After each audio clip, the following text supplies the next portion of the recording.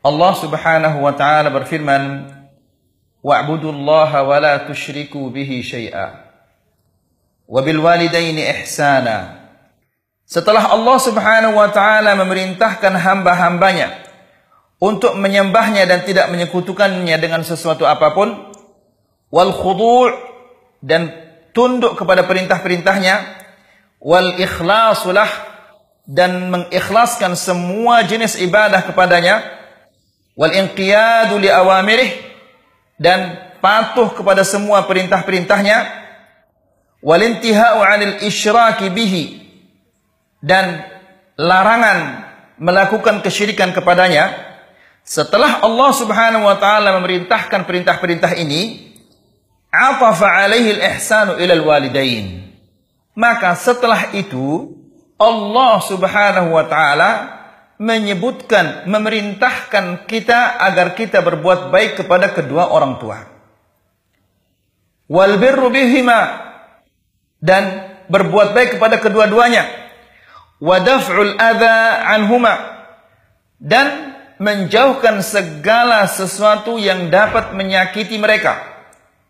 Inilah namanya orang berbakti kepada kedua orang tua, yaitu mendatangkan segala kebaikan, baik itu kebaikan di dunia maupun di akhirat untuk kedua orang tuanya, dan menjauhkan segala sesuatu yang dapat mendatangkan kejelekan-kejelekan untuk kedua orang tuanya, baik di dunia dan di akhirat.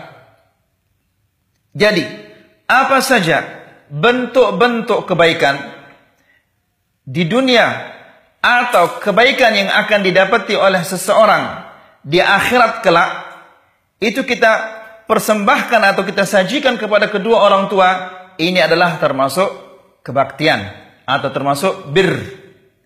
Sebaliknya, apa saja kejelekan apa saja yang mendatangkan kejelekan di dunia atau mendatangkan kejelekan kelak di akhirat yang kita lakukan kepada kedua orang tua, ini termasuk bagian dari uquq, kedurhakaan. Apa saja, ya, misalnya membuat orang tua terkejut, membuat orang tua tidak nyaman tidur, tidak enak tidur, tidak enak makan, membuat orang tua sedih. Ini semua adalah bagian-bagian dari uquq, bagian-bagian dari durhaka. Kemudian, wa hadza yadullu ala 'idhami haqqihima fi hadhil ayatil karimah. Ini menunjukkan betapa besarnya hak kedua orang tua yang disebutkan oleh Allah di dalam ayat ini.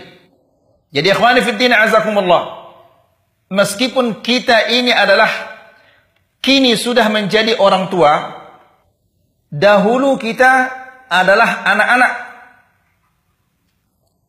Dan mungkin di masa kita menjadi anak-anak, banyak sekali hal-hal yang kita lakukan yang dapat membuat orang tua menjadi sedih, dapat membuat orang tua menjadi kecewa, dapat membuat orang tua menjadi marah.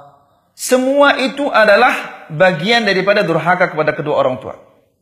Maka hendaklah kita taubat kepada Allah Subhanahu wa taala atas dosa-dosa kita yang telah lalu, karena ini semua akan dipertanyakan oleh Allah Subhanahu wa taala.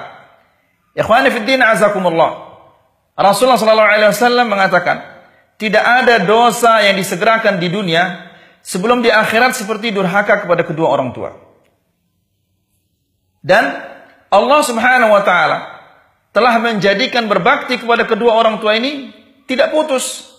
Meskipun orang tua kita tidak ada, telah meninggal dunia, namun berbakti kepada mereka itu tidak putus. Kita masih punya kewajiban untuk mendoakan mereka, berbuat baik kepada saudara-saudaranya, berbuat baik kepada teman-temannya, bersedekah untuk mereka.